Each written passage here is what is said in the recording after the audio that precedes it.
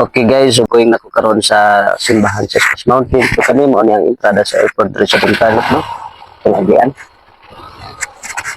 Joyride ko diri guys. Alright.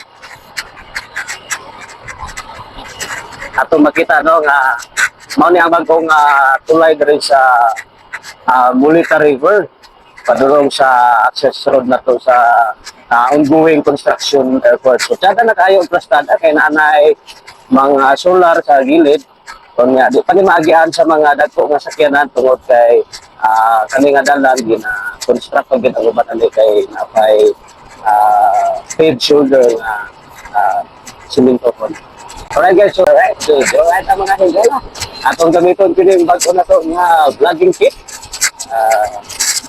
Testingan na to okay ba siya? Alright, so gamit po na to ang selfie stick na tag-piso sa Shopee. Alright. So mga higala, adlaw karon nga Domingo, so palihog dili na to patyason ang paghatag o panahon sa atong pag-alagad diha sa Ginoo kay sa tibuok semana.